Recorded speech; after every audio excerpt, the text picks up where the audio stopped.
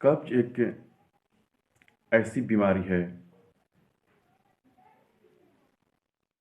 आज हम एक नया टॉपिक के बारे में बात करेंगे। कब्ज कब्ज एक ऐसी बीमारी है जिस बीमारी में शरीर से मल त्याग करने में पेशेंट को बहुत ज़्यादा परेशानी होती है, जिस परेशानी के कारण उसके शरीर में बहुत सी बीमारियां होने का भी डर रहता है। जब पेशेंट का मल त्याग आसानी से नहीं होता है तो उसे हम कब्ज बोलते हैं। कब्ज जो है यह एक जनरल बीमारी बन चुका है। एक तरह से कहिए कि बीमारी भी है और एक तरफ से कहिए कि बीमारी नहीं भी है, क्योंकि ये बीमारी हमारे शरीर की फिजिकल एक्टिविटी और हमारे आहार पर निर्भर है। यदि हमारे शरीर की फिजिकल एक्टिविटी और आहार को सही कर लिया जाए तो बीमारी अपने आप खत्म हो जाएगा।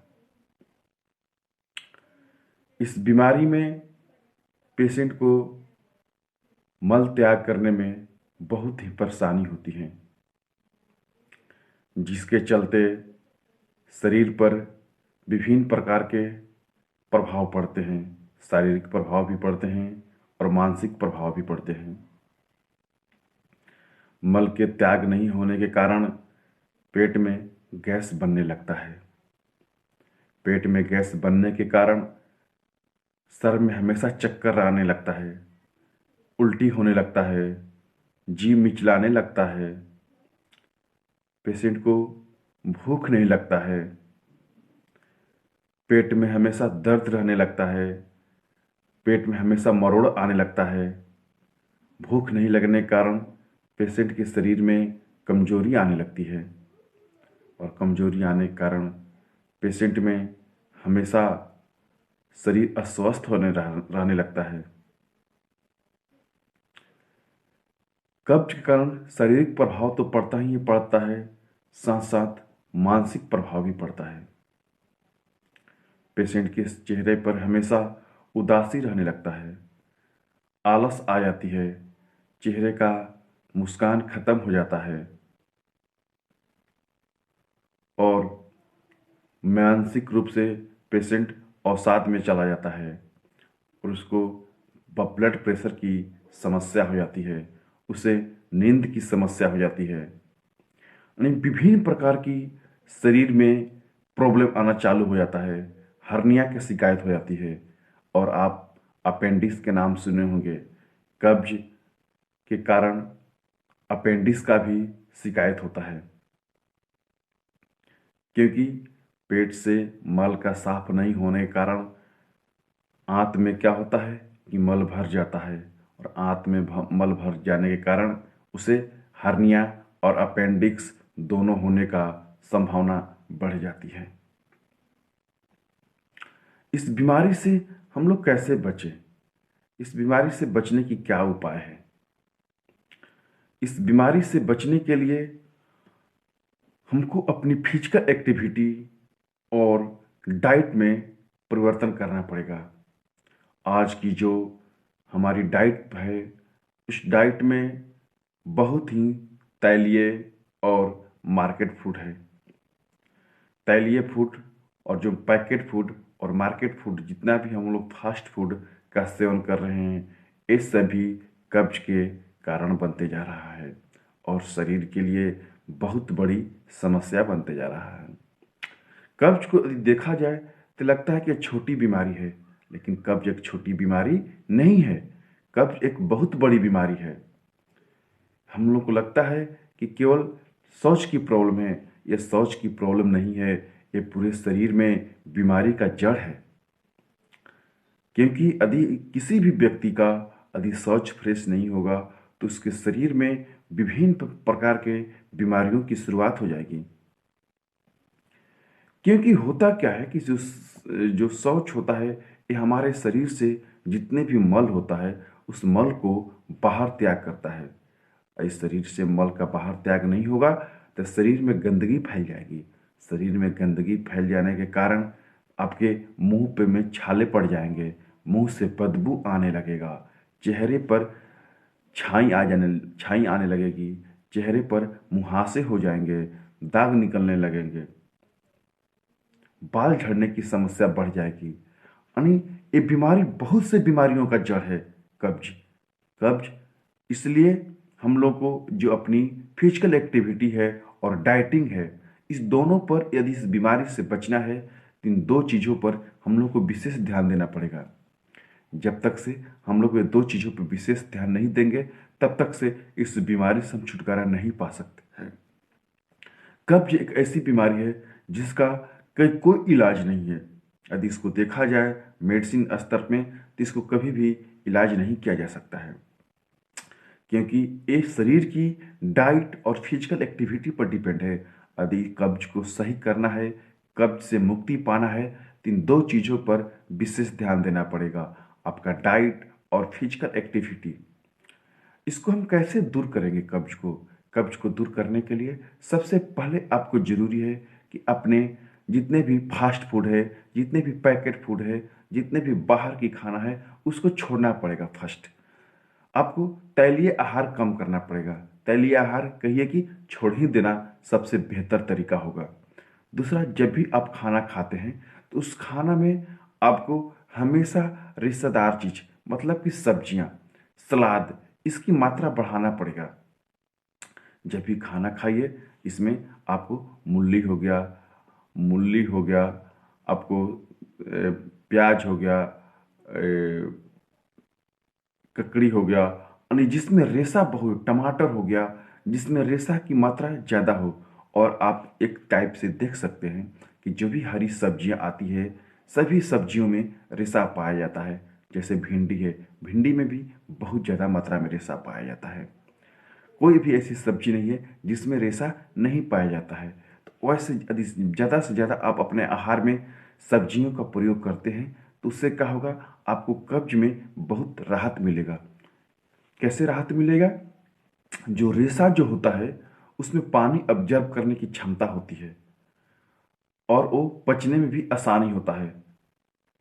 और जब शरीर में रेशा जाता है तो पानी को बहुत बढ़िया से ऑब्जर्व कर लेता है, और बहुत बढ़िया से पानी को ऑब्जर्व करने के कारण जो शरीर में आपका मल होता है वो मुलायम और ढीला हो जाता है, जिसके चलते वो आसानी से शरीर से बाहर निकल जाता है। यदि आप बहुत ज़्यादा तैलीय चीज़ खाते हैं, बहुत ज़्यादा मीट मांस खाते हैं, तो मीट मांस जितने भी एक चीज़ होता है एक गरिष्ठ भोजन होता है। इसके पचाने में भी शरीर को बहुत ज़्यादा मेहनत करना पड़ता है और ये अच्छे से पच भी नहीं पाता है, और शरीर की जो आंत है उसमें चिकनाहट ला देते हैं, जिसके चलते ये सब भोजन जो है आपको कब्ज होने की शिकायत को और बढ़ा देता है। इसलिए जब भी आप आहार लीजिए तो उसमें रेशादार चीज़ लीजिए, ज़्यादा सब्जी की मात्रा लीजिए, ज़्यादा तैलीय चीज़, ज़्यादा चिकनाहट चीज़ और ज़्यादा मीट मांस से दूरी बना के रखिए।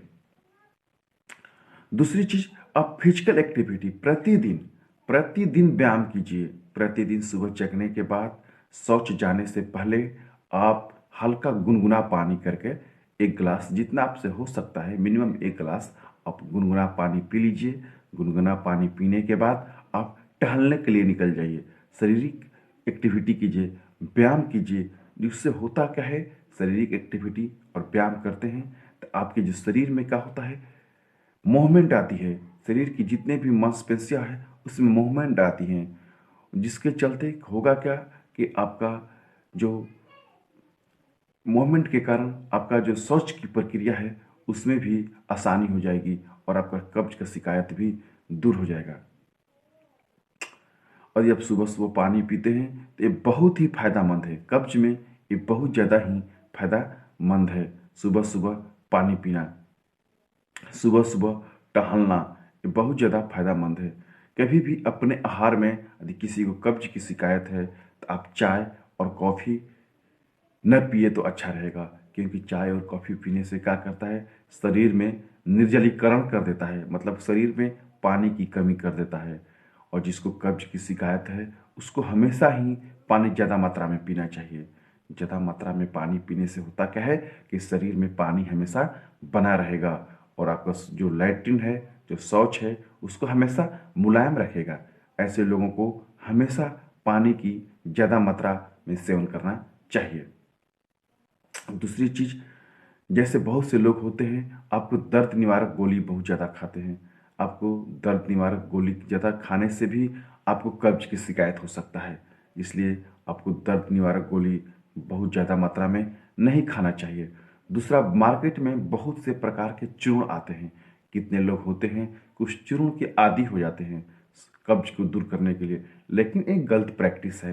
यदि आप बहुत ज़्यादा मात्रा में चूर्ण का सेवन करेंगे तो होगा क्या, एक दिन आपका पूरा के पूरा शरीर का होगा बैठ जाएगा, सिस्टम ठप हो जाएगी। इसलिए बहुत ज़्यादा मात्रा में चूर्ण का सेवन प्रतिदिन नहीं करना चाहिए।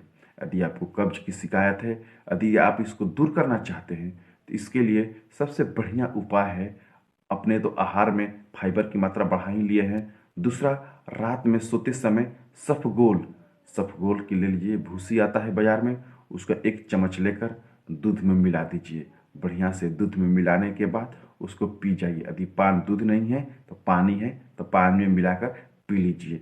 उससे होगा क्या कि आपका शौच धीरे धीरे धीरे धीरे फ्रेश होने लगेगा। उससे भी नहीं हो तो मुनाका आता है, 10-12 मुनाका रात में भिगो दीजिए और भिगो कर उसको बढ़िया से खा लीजिए। उससे भी क्या होता है, कब्ज में राहत मिलता है।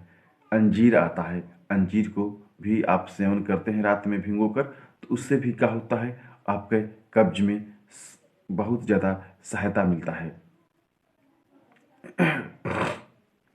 कब्ज से छुटकारा पाने के लिए इन सब तरीकों को अपनाना पड़ेगा।